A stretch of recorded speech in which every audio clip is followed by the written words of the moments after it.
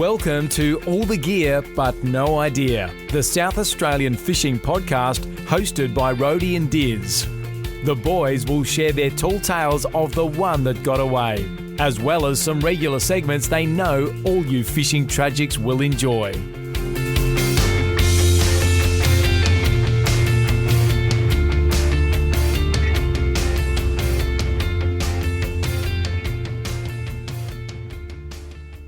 G'day guys and welcome to episode 102 of All the Gear But No Idea. Rhodey, it's great to be here with you. Dizzy it is, and we're fresh off a big week's fishing over on Kangaroo Island. We're a little bit slow to get the episode out this week, but we've made it. We've got a great guest, Gavin Matthews. He's a local Kangaroo Islander, and he was generous enough to take us out and show us the ropes, Diz. Yeah, it was excellent to have him on the boat. Great to meet a local over there, and we look forward to seeing him again, either taking him out when he comes back to the mainland or whatever else it is. It'll be great to keep in touch with him, Rhodey. Do you reckon you'd go fishing on the mainland if you're a KI local? Probably not. No, I wouldn't. Yeah, maybe we'll go down Yorks or something. Yeah, maybe. Anyway, good point. Let's get into it. What's your oranges and lemons? Right, so my orange is definitely going to be just... Really, for KI, it was a great opportunity to take both our kids over there together. They're both 2 or thereabouts. They were just loving being on the boat, loving being in the water. They even loved catching fish. Yeah. No, it was really great to have the kids at that age and really start to show a bit of an interest in the boat and water because... Ned's always sort of shown a bit of interest in looking at the boat and blah, blah, blah, but probably not been old enough to come out with any sort of serious length of time with us. But we managed to do it this time, which was great. We did, Diz, a bit of fishing. We caught some whiting, some leather jackets just on the weed line and in around sort of American River on the channel there, Diz. And we also took them over, did a few little beach trips in the boat. Yeah, no, I loved it. Cool cabana. Yeah. Did a bit of stingray spotting. Stingray spotting, bit of banjo hunting. And it changes the way you fish. Like you take the kids out for an hour here or 2 hours there, do a bit of a beach trip and then tuck them into bed and you get a little 2-hour journey for the boys. It's a bit different to when we used to go over there, Diz, and we'd go out from, just about sunset to sundown. Yeah, that's right. We'd be out there for really long periods of time, just fishing hard like we had nothing else to worry about. Bit more pressure to make hay while the sun shines these days, right. Diz. Absolutely. What was your orange, mate? Dizzy, breaking the tuna donut for the year. Yeah. We hadn't caught one. We hadn't really fished that hard for him. We'd been looking a little bit when we'd been at kingfish fishing, but good to get off the mark. And we caught 3 fish with Gavin, which was really good off the south coast. The one you got was a really good size, Diz. Yeah, it was a good fish. And Gav, we'll talk about that with him, but it was a slow start to the day and they fired up late. Yeah, they certainly did. No, it was good call. Good to get the monkey off the back. Righto, Rhodey, I'll roll that straight into my lemon. Thanks very much. So I'll basically just start by saying we will cover this again later with Gav, but as we got to KI, the weather window was looking like the first full day that we were there was really going to be the only opportunity for us to get out off the south coast in our boat. It was going to be blowing pretty hard from the south for the rest of the week. So we packed up the car. We got in touch with Gav. We went for it. We met him over there. And, of course, as we came around the first corner as we were leaving from the house, what did we see? 2 roos. Bang, bang. Hit them both. Bit stiff, really, because the first one was one of those ones where you're driving your car and it jumps out just behind the car and you miss it beautifully. Yeah. Straight into the trailer. Yeah. Snap the brake cable, push the axle back on the chassis a bit, pulled off the road down a bit further down. Lovely local came down. Jacob helped us out. Got the socket set involved, loosened off a few U-bolts, ratchet strapped the axle back in the line, pulled the brake cable off and kept moving. We did actually cancel on Gav for a quick minute there, and then once this bloke came down and had a bit of idea and a few more tools than we had, the big ratchet strap helped. Bit know-how. Anyway, we quickly rang Gav and said, "Mate, we're back on." Yes, no, it was a bit of a save. It was a saviour. It was, Diz. Now, I'm going to go straight into my lemon talking about, repairs and things like that. The roadworks on KI were a lot. Yeah, they were. Look, they have to maintain roads on the island. I get that. Yeah. But next time, could they give us a call and put our holidays into their calendar about when they're going to do roadworks? Wow. Yeah, good call. It was bloody slow getting that stretch sort of from American River to Kingscote on the main road there. Yeah. 2 sections were only going one direction at a time. Yeah. And it was a lot of 40Ks around that. Yeah. So that slowed us up a little bit. But, and you do, particularly when you're fixing boat trailers and the likes, you do end up going into Kingscote a bit. Yes, that's right. That's exactly right. No, good call. Nice little oranges and lemons segment there, Brody. The merch update, quick one for the listeners. There's still some T-shirts available. Selected sizes only. We've still got a few hats knocking around. We've got some beanies about the place, and we've got some stuff happening in the background. There's going to be some more merch. There's always stuff happening in the background. Diz, my brain is ticking away like a little time bomb. You never know what's going to come out. It's like a little rat running around on a Ferris wheel. It's like the bloody monkey playing the cymbals. It is. It really is. There's not a lot happening in that top paddock of yours. We'll keep up to date on the merch. Of course, the monthly photo comps will be up and running very shortly, so get those photos ready to be sent in, and we'll add them to the comps, and there'll be some great giveaways coming this year. That's for absolute sure. Rhodey, let's get into the news. Rhodey and Diz have been searching far and wide to bring you the latest news across all fishing in the state, and will give you the rundown on what you need to know.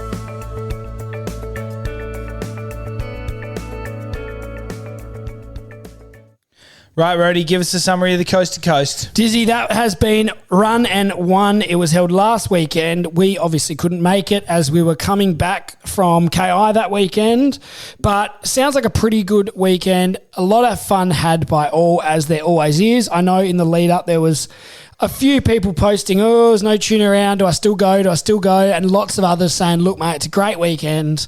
Plenty of social banter, so well worth coming. And the tuna did show up to some extent, Diz? Yeah, they did. I think the first day fished really well. The second day probably not as well. Maybe a bit of added boat pressure.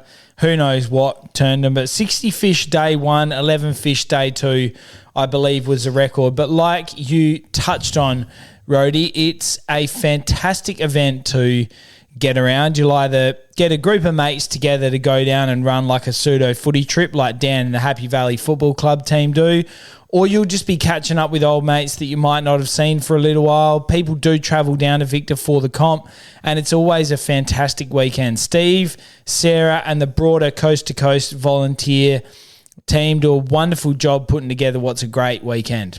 They certainly do, Diz, and we're not going to go through all the winners because there's been lots of winners, lots of prizes, but we'll talk about the 2 grand champions. Ben Crean from Team Fish Hunter, he caught a 12.65 kilo fish, and that is skilled and gutted. So he was the grand champion in the boat under 6 metres, and the grand champion in the boat over 6 metres was Bree Kumitsis from Team Quelulator, 16.2 kilos. That's a good fish when you're talking gutted and gilled, Diz. Yeah, it is. You're absolutely right, mate. It's a very handy fish. No doubt they did quite well. I think that fish might have actually been caught day one, but I think that team did quite well. So great to see the winners. Great to see a bit of a wrap-up from the comp. You can always follow that stuff closely along. I think there was an announcement that they are going around again for 2025. And, it won't be long before we'll see that stuff start to hit the socials. So that's excellent work to them. And we might as well just roll that straight into the next news item, Rhodey, which is the Winner Comp, which is coming up this weekend. Yes, Diz. So that's about to kick off in just a few hours, really, Diz. Yeah, that's right. Well, they would have had their briefing night. Yeah, so we're recording here on the Friday, but it's on tomorrow, the Saturday the 17th, and the Sunday the 18th. There's a $3,000 prize for the biggest combined weight over the 2 days. Yep. Excellent And prize. lots of other prizes for the best fish of the day, $1,000, heaviest tuna weighed, all that sort of stuff. It's a great event, Diz. It's put on by the Game Fishing Club of South Australia. It's down at Warina Cove. They do barbecues. They do the whole lot. There's accommodation there. So you might have left it a bit late for this year, but you might still be able to make Sunday. Yeah, okay. Or Right put in the calendar for next year. Yep, absolutely. Love it. Very, very hot on the comps this time of year. So they generally run weekend after weekend. Sometimes they might be split by another one. Warina Comp keeps a spare weekend for weather. But they're going to get that one up and running this weekend. It'll be a great weekend, no doubt. Roadie, Recfish, email, Snapper, Pro licenses. I have seen something hit my inbox. Yeah, Diz, this is just really coming to hand now, isn't it? It is. It's fresh. This is fresh news. That's for sure. So the SA Snapper commercial buyback has been lodged with the minister today.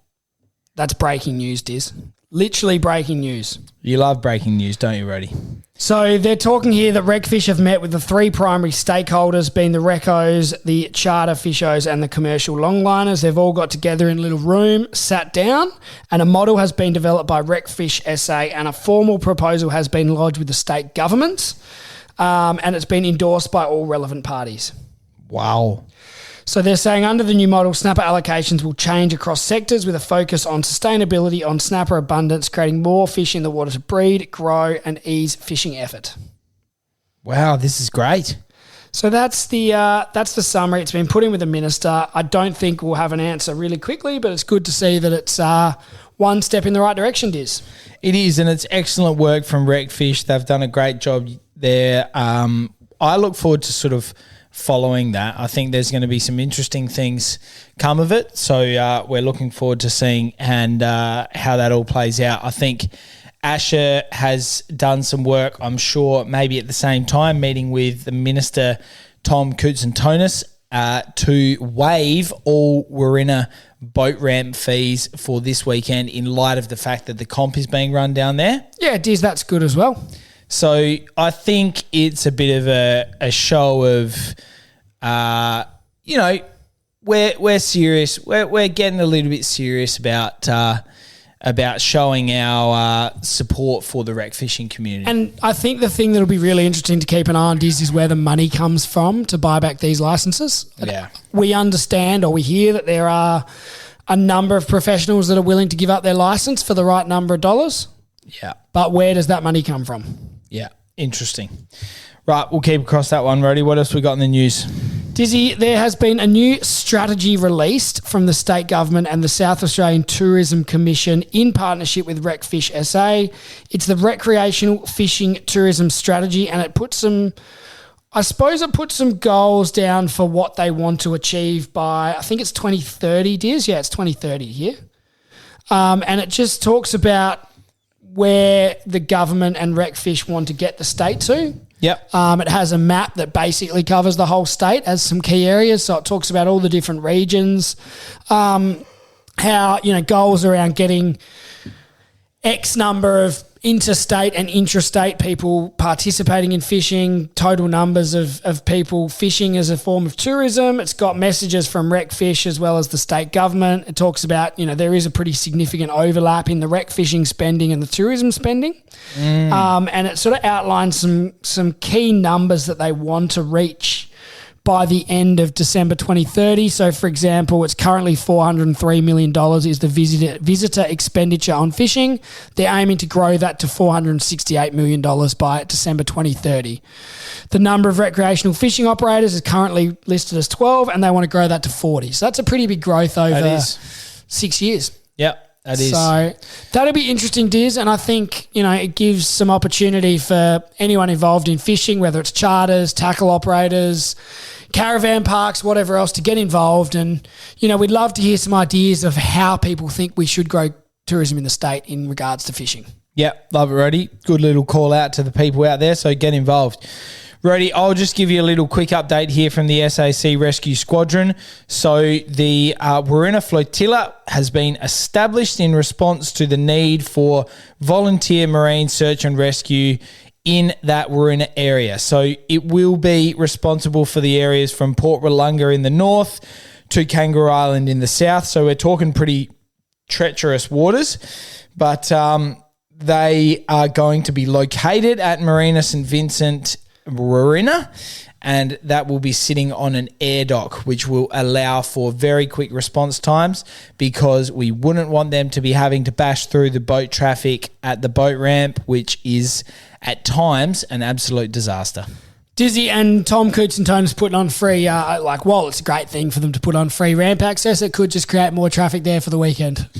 It certainly could, Rhodey. I think you're right that there might be sort of some flow-on effects from having that, but I think by and large it's a step in the right direction. I'm sure there'll be a lot of people who launch down there this weekend that'll be happy not have to pay for their boat ramp fee. Certainly will, Diz, and that's another one that we will keep an eye on what happens longer term at Warina, because the number of users is currently well and truly outgrowing the capacity of the boat ramp.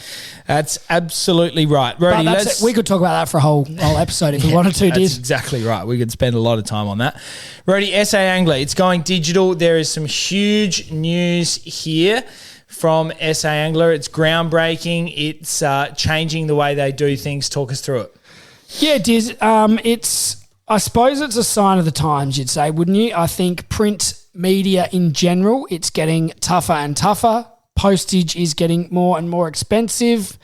Printing is getting more and more expensive. It's getting harder to lock in sponsors and the likes. And I suppose SA Angler, after first starting in 1978 and producing 270 printed issues, they've made the decision to move to a fully digital model. Yep. So that's really good. I think there'll be some interaction. So there's going to be links to different videos and so on and so forth. And I think the men's fourths have done a wonderful job in what is a huge part of South Australia's rec fishing community in that SA Angler magazine, and we look forward to seeing its continued development in digital format. We certainly do, Diz, and they've made the magazine free to all new readers for the first 12 months. Wow. So here's your chance to jump on, see what it's like. I'm sure you'll be able to read some high-quality journalism from us. Oh, jeez. And that'll suck you into buying a membership for the next 100 years. Jeez, that's a huge call, but probably a fair call. Ready? Yeah, no, it's true. If you read some of my Year 12 English projects, you'd know I can write. Far out. Your English teacher might have said otherwise. Rhodey, king penguin sightings. This is quite unbelievable. Dizzy, this is a bit of a follow-up. So there's been, potentially 2 king penguins, or potentially one that's been sighted twice. And this has been over, I think it was maybe a week or 5 days between the two. And the first sighting was a juvenile king penguin down at the Coorong. And it actually says here nearly 2 weeks later was spotted at Port Neal Beach. And it's a long way. So it's theoretically 2,500 kilometres from the closest potential home for that species, which is Macquarie Island in the southeast of Tasmania, Diz. So that's a lost penguin. That is a misplaced penguin, that is for sure.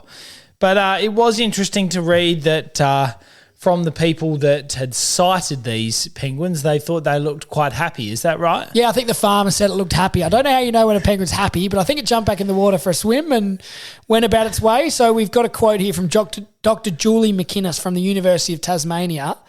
And she has said the image I saw of the penguin could well have been the one that was in Adelaide or in South Australia over that week or 5 days or so since the sighting. It's entirely possible that it swam that way. Wow. So they're good swimmers, those king penguins. They're obviously good swimmers. That's absolutely for sure. Nice little feel-good story, that one. And we actually saw a couple of little penguins flipping around when we were out with Gavin, didn't we? Yeah, we did. We certainly did, Rhodey. There were some nice waters off the south coast there. Rhodey, Marion Bay Boat Ramp. Yeah, Diz. So another listener of the podcast, Rob, hit us up. I think that was today actually, with a bit of a video of what's going on, Diz. So good to see that there's been some form of progress. So Robert Holman, his report on the ground was they drilled some test holes at the end of Jan. Not much has been done since then, just a big fence. And he says, I think the old ramp's staying from what I hear. Yes, I think we've heard the same thing. So the old ramp will stay in operation. I think that's a very important part of it. Naturally, we thought that was going to be the case because people are still going to need a launch there, particularly sea rescue. They use that ramp from time to time when they're going out into some of those waters off the bottom end there. So we'll follow that story along like we usually do, and we'll keep you up to date with what's going on down there. But long and short of it is, if you still want to go down to Marion Bay for a weekend away, you certainly can. And launch off there and have a great day on some of those beautiful waters, Rhodey. Diz, you certainly can. Now, that's a bumper edition of the news. I think we should keep moving because we've got a big guest to come. Let's, before we do that, get into the tackle item of the week.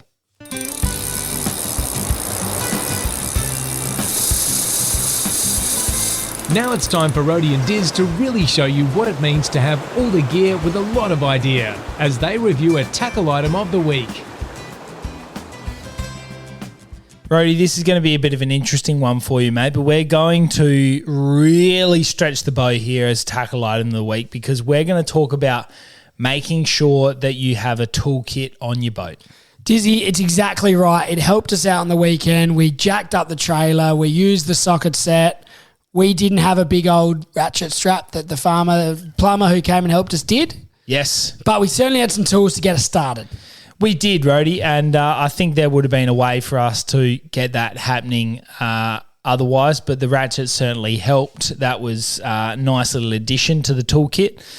But I think it's a timely reminder that if you don't have some basic tools on your boat to get you out of a bit of strife, if you're either on the road or if you're out in the water, you need to think about that. I strongly encourage you to take care of your gear. If you own a boat, it's important that you get it serviced regularly. There's plenty of good people. The Christie's Beach Marine Crew do a great job on our boat and looking after it to make sure it ticks along and it's nice and reliable when we're out on the water.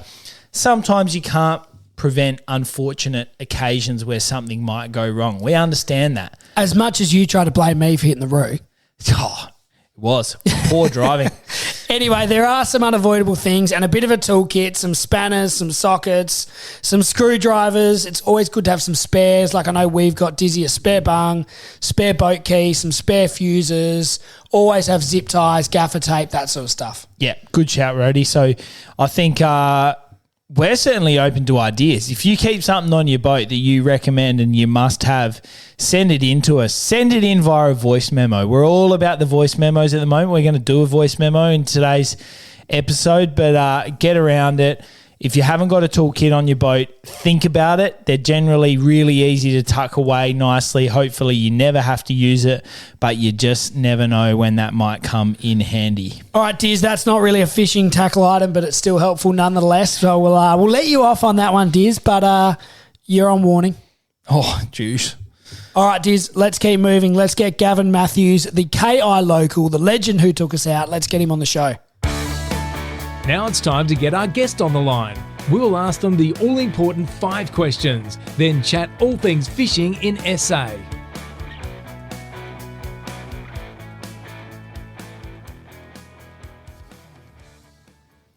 Righto, Rhodey, we are very lucky to be joined now by Gavin, an absolute gun fisho from Kangaroo Island. Gavin, we had a lovely day out on the water with you very recently, and now it's great to have you on the podcast. Thanks for coming on.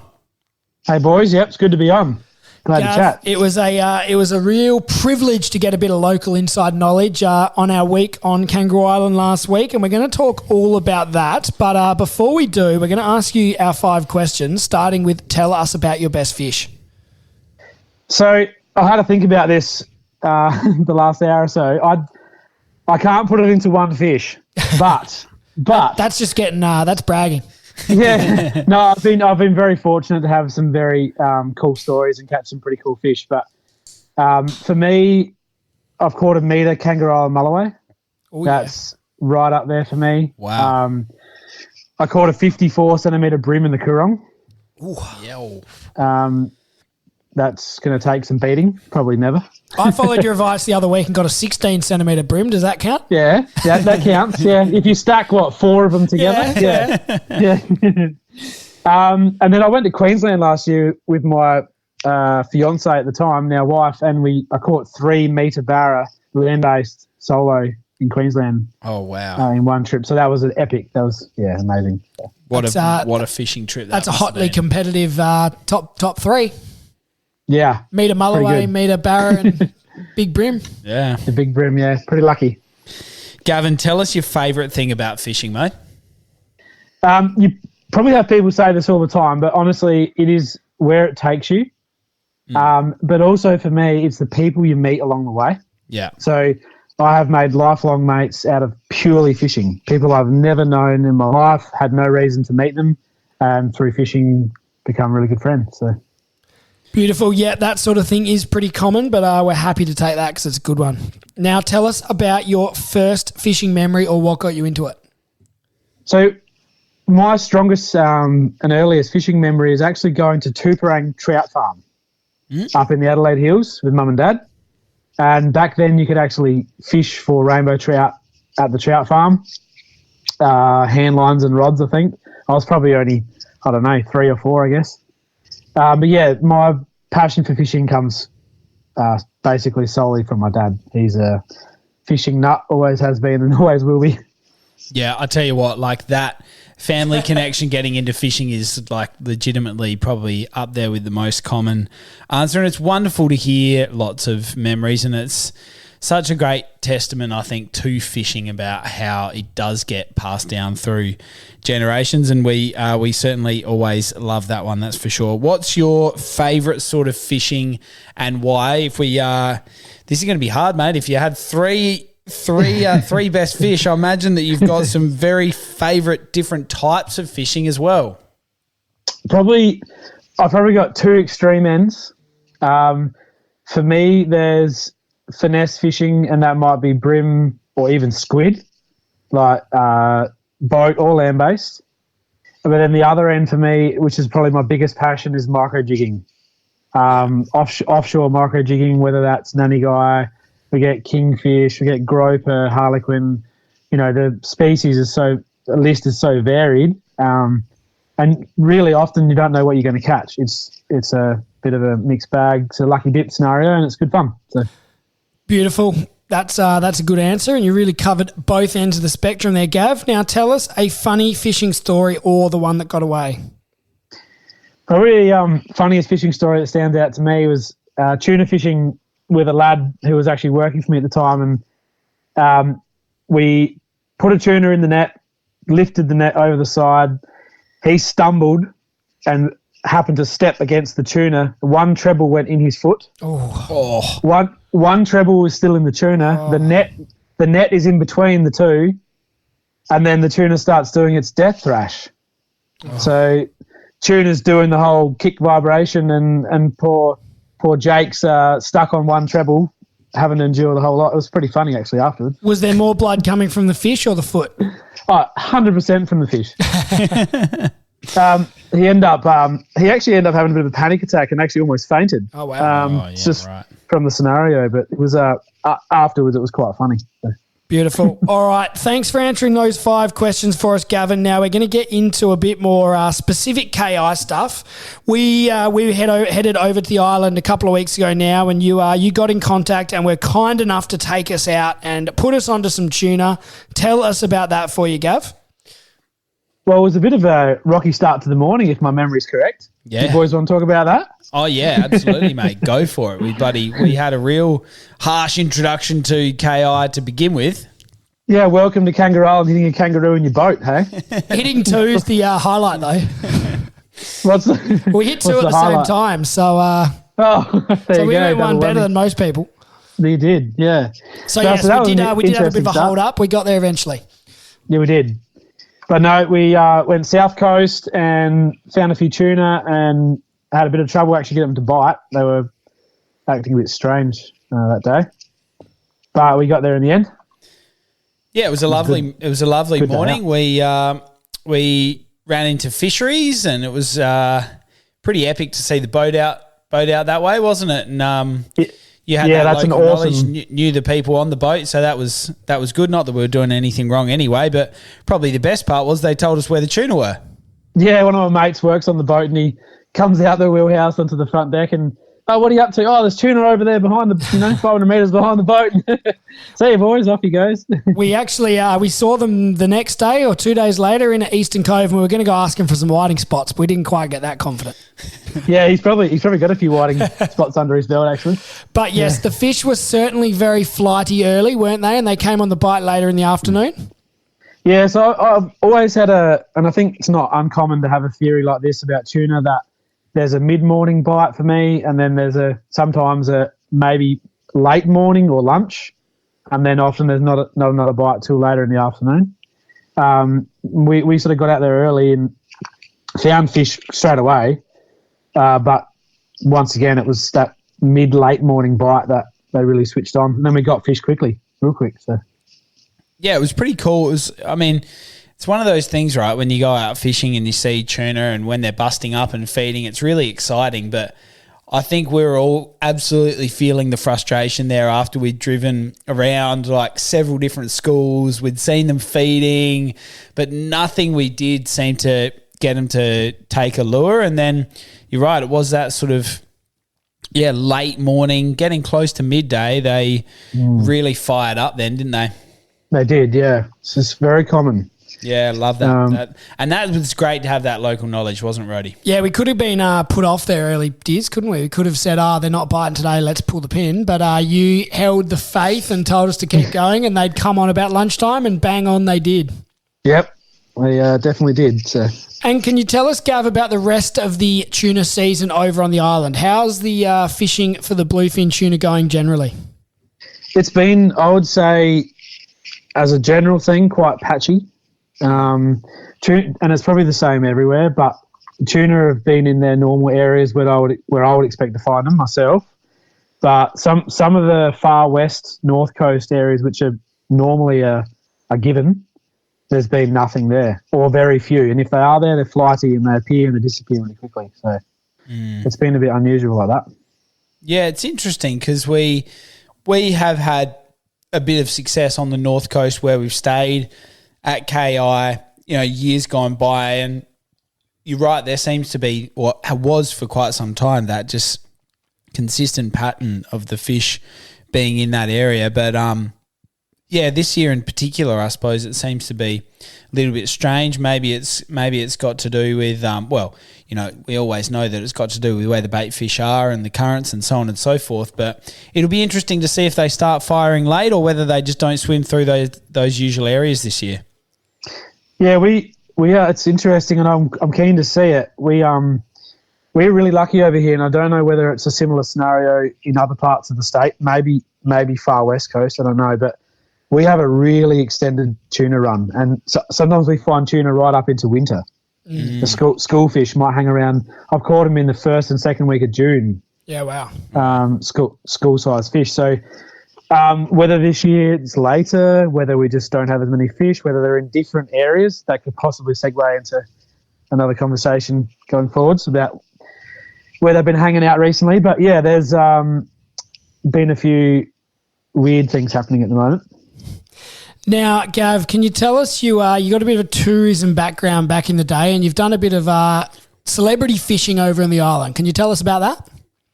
Yeah, I spent probably, I think it was 5 years, maybe 6 years, part-time doing high-end tour guiding. So it's mostly multi-day trips, driving around KI, going to all the sites. And, I got really lucky and took out Chris Hemsworth and his wife, kids, and his mum, and her mum as well. Wow, that would have been a heck of a couple of days. Did they? What was their favourite part of the island? I'm sure it would have been hard to pick. Yeah, it was really hard to gauge it, but honestly, knowing now how much Chris and his kids love fishing, that one thing that stood out for them, and they did say it at the time, was we went down the beach and just caught some tommies off the rocks, and they were over the moon. Oh, wow. Like, they were absolutely stoked. We caught salmon, trout and tommies off the rocks, and they were absolutely chuffed. So, yeah. And, Gav, can you tell us that you live in Kingscote, is that right? Tell us a bit more about the local fishing scene around there. Yeah, so I've been in Kingscote for a bit over 10 years now. Kingscote's a nice sheltered location. It's got sort of a big spit that protects it from a lot of easterly wind. There's varied types of bottom. You got pure sand and tapeweed and broken bottom and rock and all sorts. Fishing in here, I would say, is sort of one of the better spots on KI as a general rule for your bread and butter. And probably the eastern end of sort of like Eastern Cove. And American Rivers also has a similar scenario over there, also very good. But Kingscote is definitely a pretty special place for fishing, that's for sure. Yeah, love that. Well, we did. We spent a fair bit of time sort of fishing that Eastern Cove area. You gave us a few tips. We were fishing those sort of, I guess, reasonably well-known whiting spots around the sort of Island Beach, Brown Beach, Bordens, that type of area. And we sort of kept the boat around the spit for a couple of days off American River Roadie and caught a few fish with the kids. That was all good fun. But, Gav, you've seen some interesting things in Eastern Cove recently, haven't you? Yeah, we have. There's been some unusual schools of large fish, bluefin sort of type fish. There's been flighty small schools of tuna in Eastern Cove. Wow. Wish we had known that a week ago, didn't we, Diz? Yeah. Well, we were talking before the show, and I rocked up to work I've been working at Island Beach, rocked up on Monday morning, and I think you guys left on Sunday afternoon, is that right? Yeah. And first thing Monday morning, 7, 8 o'clock in the morning, Monday morning, there was 6 or 7 small schools of tuna that could be seen from the shore out in Eastern Cove. So. Wow, well that's pretty cool. And tuna are one of those species. Like last year, they turned up in the Gulf. Like you never quite, they've got their patterns of where they tend to go. But as you say, they're not really on the north coast, like the western end. They can turn up anywhere, can't they? Yeah, well, what's been sort of weird, and I think other people would have the same idea as me, is you sort of don't tend to look for tuna under, say 15 metres of water as a general rule. And this year, we found them in 10 or less. But these fish I've been seeing the last couple of days have been in 5. Oh, wow. That's amazing. Did you throw a lure at one or what? Yeah, so I actually took the boat to work yesterday. We knocked off and went out and couldn't find them. It blew up real hard from the southeast. It was probably like 15 knots or more. Yeah. And it was pretty choppy, but we just did a bit of blind trolling around the areas where we thought they might have been, and sure enough, hooked up and then on a diver, and then the school came up to the boat, so I had a quick cast and hooked one straight away on the cast, and then had a bit of mayhem for 5 minutes, and I dropped the one that hooked on the cast so we could actually focus. I actually was quite glad about that. We could focus on the other one and actually get a fish in the boat. So. Yeah, wow, that's really exciting. 2 things. A, your divers almost wouldn't swim properly in 5 metres of water. They get snagged on weed all the time, wouldn't they? Yeah, it was really interesting. We actually caught the fish end up in about 8 or 9, but we started trolling in about 5. But yeah, there was fish when it was calm, right in from 5 out to sort of whatever it is. And my second question, do they fight differently in that shallow water? Well, I don't know. The one we caught when we actually landed last night went hard, like really hard. And I've always had this theory, fishing shallow water around that sort of 10 to 15, that they can't go down. And they just tend to go along. And they do really long runs rather than deep dives. Yeah, right. So short answer, probably yes. I think they fight a lot harder, actually. They start swimming round and round your boat, probably. Yeah, they actually did. Yeah. Gav, now tell us about your boat, mate. You came out with us, but you've got a lovely boat which gets you offshore when the weather's playing the game a little bit, I suppose, but a really good vessel for knocking about the bays and that sort of thing as well. Is that right? Yeah, my old man and I got an old 5.4 metre, I can't even tell you the brand of it. It's probably from the 80s, built in Queensland. Glass boat. Yeah, lovely. It's just a good size for solo fishing, and also it's just big enough to go offshore as well. So. Beautiful. Now, Gav, you've got an Instagram page talking about your KI fishing. You want to give that a share? We can do. Hooked on KI. Put a fair bit of stuff on there. Used to love sharing a fair bit of stuff on there. Tips and tricks. We've actually got what I will probably plug is we've got a fishing page now just dedicated for Kangaroo Island, Facebook page, for fishing. Kangaroo Island fishing scene. I believe I got that right. Yep. And that's sort of where I sort of direct people to now. If anyone's got questions coming over here, or I used to get a lot of questions and a lot of people messaged me through Instagram. And it was just easier. Alex Williams from Recfish actually set up the Kangaroo Island fishing scene Facebook page, and we now jointly manage that. And it's a good platform for people to ask questions and tips and tricks and all that sort of stuff. Yeah, we've posted a few things in there from time to time before some of our trips, and certainly been some very helpful people such as yourself to point us in the right direction, and has ended up getting us onto some good fish on the island, that's for sure. You look like you actually brained them there for the last couple of days. Once we found the whiting, they were thick, and we got the bag pretty quickly on that last night in particular. Yeah, well, I'll tell you a funny story. I've never fished, with other people, but on my own, I've never fished that area you're talking about. Yeah, okay. And we got a tuna last night, and then we thought we'd go and try a random mark that we'd been given from someone. And we pulled up, and we got 19 whiting in 15 minutes. Oh wow. Far out. But we couldn't get our 20th fish. we stayed for another half an hour, and they were just shut down. They were done. Wow. 19 and a tuna's not a bad day for a after work knockoff. Yeah, thought so. Handy. Excellent. Gavin, you've been fantastic, mate. We can't thank you enough for taking us out on KI and then joining us on the podcast. It's been great to chat with you. We certainly look forward to keeping up to date with all of your fishing, both via your Instagram page and the Facebook. I'm sure you'll be a regular contributor there, being the gun fisher you are. So thanks very much for coming on, mate. Thanks heaps for having me, boys, and I look forward to catching up with you next time you come over here. Absolutely. Cheers, mate. We'll speak to you soon. No worries, we'll do. All right, dears, that was great to have a bit of a live recap of our fishing exploits over on the island. Yeah, it was lovely to catch up with Gavin. He said that some of his most enjoyable times about fishing has been meeting people and having lifelong friends. I think we did have a wonderful day out with Gavin. We certainly look forward to going out with him again. He might not think the same about you, Rhodey, but I have had a personal message from Gav saying that he did enjoy his time on the water with me. Do you think if he was here in person, he'd be looking lovingly at us as he said that? Doubtful. Or do you think he's thinking about some other mates? I think he's probably thinking about a few other mates. But no, we had a great day on the water. Rhodey, let's quit jabbing on about that. Let's get into the fishing report. Rhodey and Diz have been out on the water to bring you the news about where they're biting. Now it's time for the fishing report.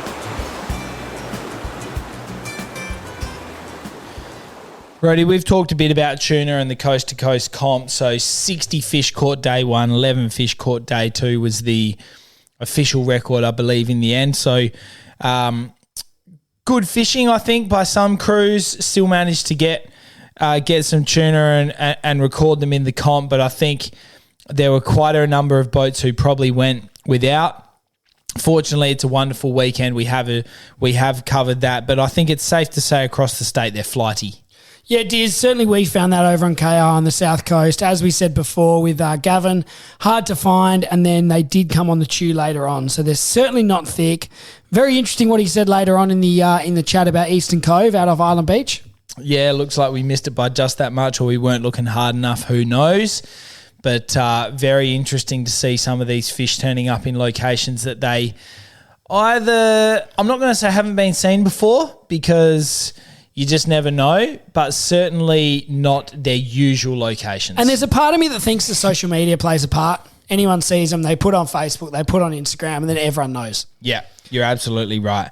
Rhodey, the whiting fished exceptionally well for us on KI between Browns, Borden, Island Beach, American River, Ballast Head, that sort of area. We had a great friend of ours, Huey Sangster. He did well there the weekend that we got over. Had a lovely day out on the water with Jack, your sister's partner. He came out with us. We went out off Ballast Head. It was a beautiful morning. So we had some lovely times fishing that Eastern Cove area. It's a beautiful part of the world. Yeah, plenty of fish there, Diz. When we found them, they bit pretty hard, and we nailed the bag in an hour one night.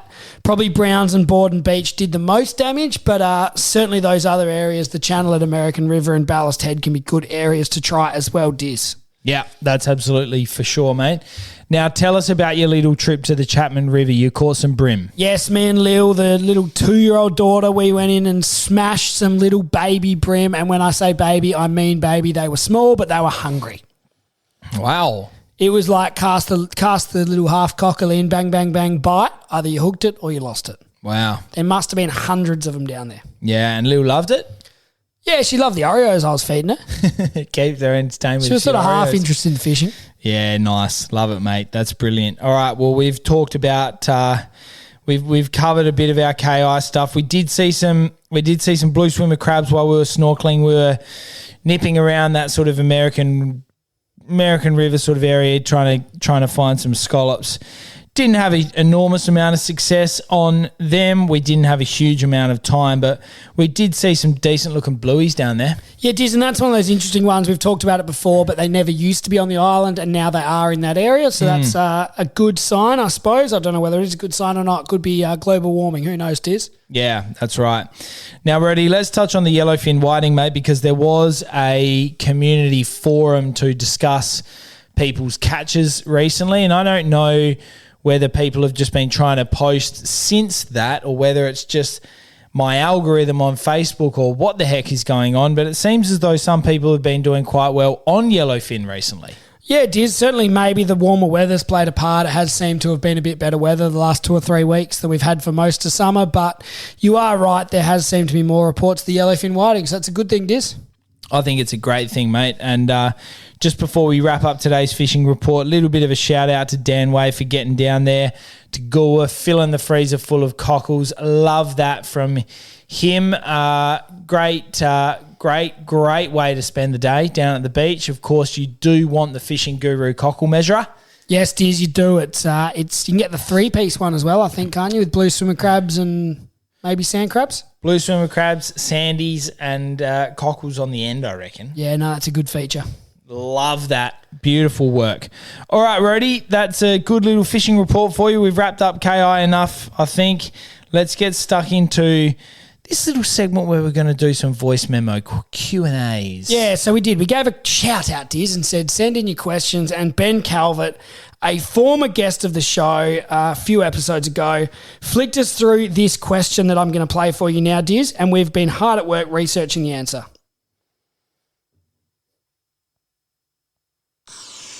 G'day guys, can anyone tell me why there are so many dead birds along the Coorong? I don't really know what type of birds they are, but there seems to be an awful lot. Well, there you go, Rody. Shout out to Ben for getting involved in our voice memo Q&A section. We absolutely love that from him. Great to hear that he's been down at the Coorong checking out that area. I'm sure he's been doing well on the mullies. But Rody, you've been burying your head into the research side of things to get to the bottom of this query from Ben. Can you give the listeners a bit of an answer? Dizzy, I can. So what I did is I went back into the depths of our fishing connections, Diz. And Who do you hit up for all your Coorong questions? Of course you hit up the great man Levi. Levi Nash. So that was where my first question went, and he very kindly pointed us in the right direction, Diz, of someone who did have a good answer for us. Go on.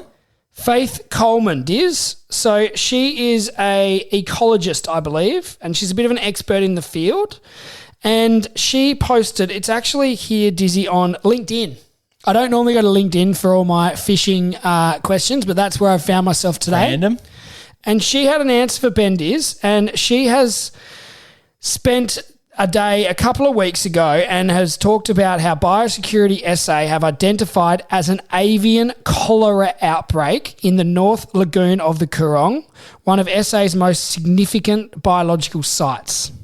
Wow. So she said here, multi-generational fishermen and residents tell me they have never seen anything quite like this, with so many dead over such a broad range of species and time. Diz?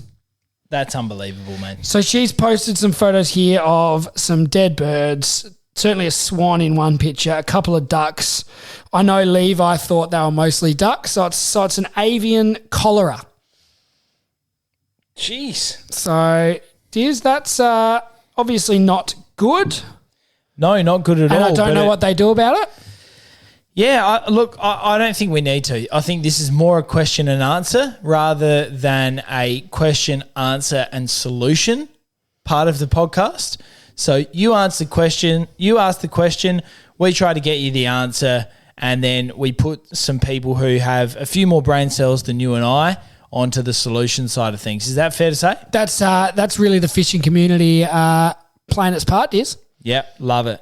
Brilliant, mate. Well, that's good. I like that as a bit of a wrap up to the episode, don't you? Yeah, so if you do have a question, if you've got a comment, if you want to comment about, something stupid Dizzy does in his next Facebook post or reel or whatever, just give us some feedback, give us a question, Get involved. We're always about it, Rhodey. Get onto Facebook, get onto Instagram, get on our socials. You'll find our episodes.